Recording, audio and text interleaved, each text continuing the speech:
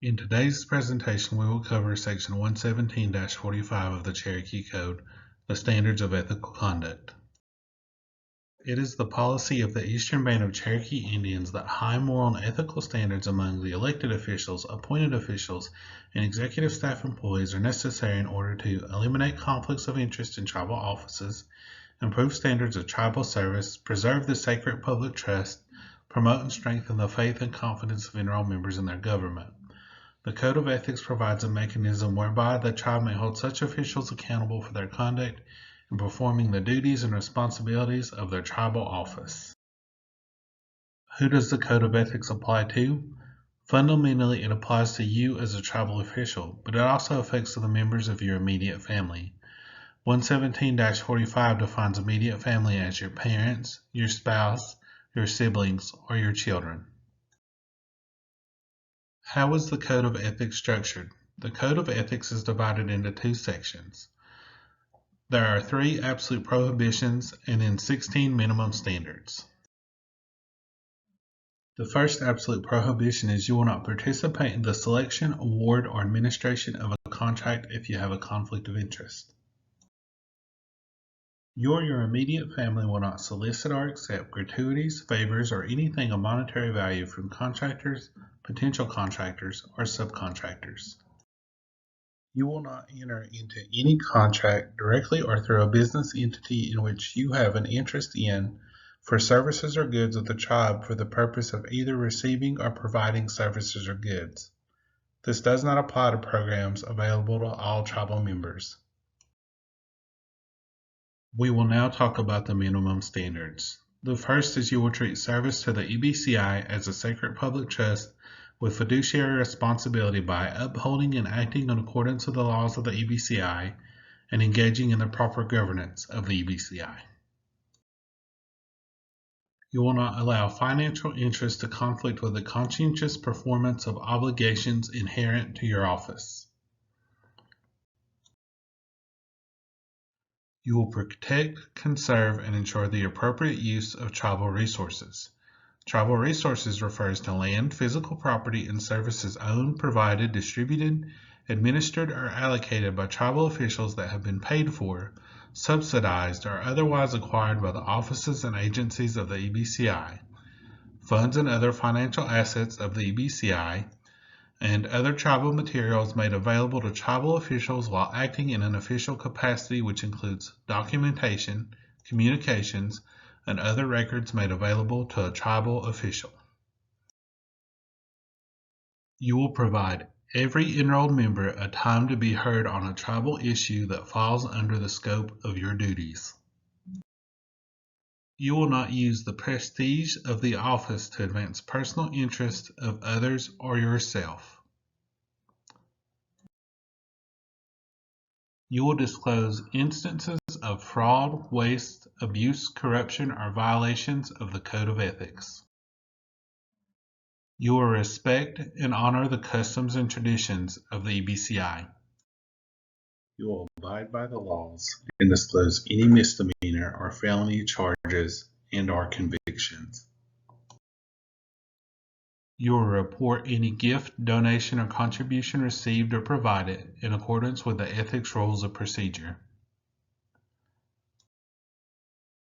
You will not threaten, intimidate, or discipline any person as reprisal for any legitimate action. You will not offer, solicit, or accept, directly or indirectly, anything of value if the gift could reasonably be expected to influence or be a reward for action or inaction.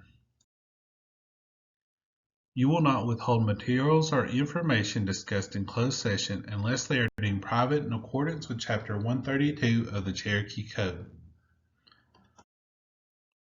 You will not take any official action or participate in a decision if it will have a direct and predictable effect on your financial interest, personal interest, or present you with a conflict of interest. You may participate in activities that do not detract from the dignity of the office or interfere with the performance of official duties.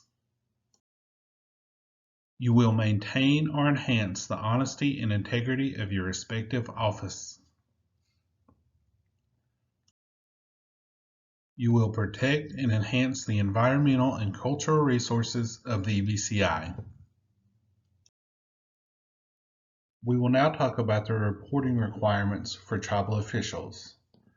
The 4 reporting requirements that we will cover is attestation and disclosure statements, the reporting of fraud, waste, corruption, or ethics violations, the reporting of charges or convictions, and then the reporting of gifts, donations, or contributions.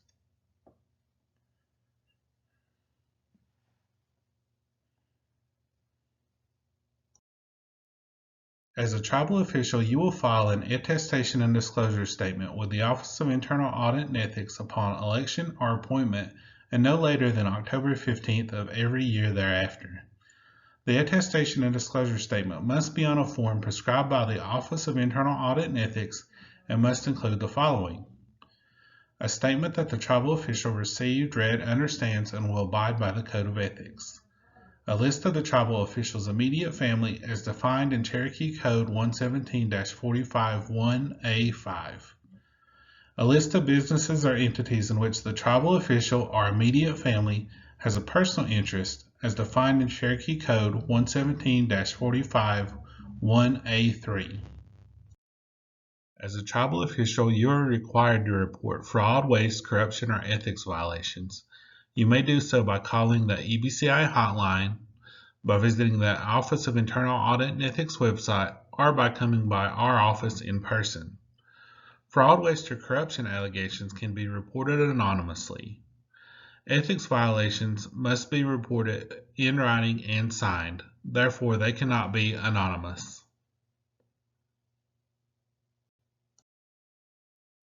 As a tribal official, you are required to notify the Office of Internal Audit and Ethics of any misdemeanor or felony charges or convictions within 24 hours.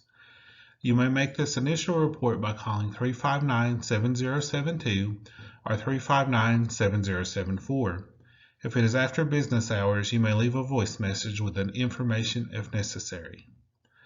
Then, within 5 business days, you have to submit the relevant documentation outlining the details of your charge or conviction. Once you have a final disposition of the charge or conviction, you then have 5 business days to submit that documentation. The last reporting requirement, and the one you will use most frequently, is gifts, donations, or contributions. You must file a gift report quarterly even if you do not receive or give any gifts. The reporting dates for each quarter are shown on the slide. These dates are set, and the only time they will change is if the date falls on a weekend or tribal holiday. Our office will send out an email 2 weeks prior to the deadline as a reminder. Attached will be a quick reference sheet on what to report and what not to report. That information can also be found in your Ethics Rules of Procedure. Tribal officials are prohibited from accepting lavish gifts given because of the tribal official's position. Any gift with a value of more than $250 will be considered lavish. If you are offered or sent a lavish gift, you must immediately contact the Office of Internal Audit and Ethics for guidance. In limited circumstances, this prohibition may be exempted by the ethics staff. If there is ever a question about an item, please reach out to our office. If you do not file a report as required, the following will be imposed. First failure to report, written reprimand. Second failure to report, $50 fine. Third failure to report, $100 fine. Ongoing failure to report will be considered as an ethical violation. If you feel an imposed penalty was unfair or unjust, you may request a review of the matter by the Audit and Ethics Committee or the Ethics Review Subcommittee. This slide presents the ethics complaint process, followed by the Office of Internal Audit and Ethics when we receive an ethics complaint. Once the complaint is received, ethics staff will do a review for completeness and jurisdiction. If all the criteria is satisfied, then the complaint is sent to the tribal official that the complaint is against, and they have 15 business days to submit a written response. If they do submit a written response, then the response and the complaint is reviewed by the Ethics Review Subcommittee, and they make a determination of the need for an investigation. If there is no need for an investigation, then the complainant and the respondent are notified by letter and the complaint is dismissed. If there is need for an investigation, then ethics staff will conduct interviews, gather any evidence, any documents, and any video recordings there may be that pertain to this incident. They will then prepare a findings of fact and present that to the Ethics Review Subcommittee. The Ethics Review Subcommittee will then make a determination of probable cause of an ethics violation. If they determine that there is probable cause of an ethics violation, then the findings of fact is forwarded to the Full Audit and Ethics Committee. The Full Audit and Ethics Committee then makes a final determination that if there is a violation of the Code of Ethics. If they determine that there is a violation of the Code of Ethics, then the next slide will lay out those penalties. What happens if you violate the Code of Ethics? If the Audit and Ethics Committee finds by clear and convincing evidence that a violation has been committed, a monetary fine shall be assessed. The committee shall take the severity of the violation and any previous ethics violations into account when determining the amount of the fine. In addition to a monetary fine, the Audit and Ethics Committee may impose or recommend a corrective action on the tribal official.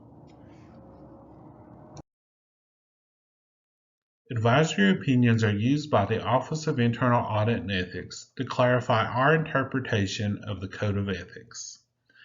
The Audit and Ethics Committee or the Ethics Review Subcommittee will issue a written advisory opinion to any person defined as a tribal official.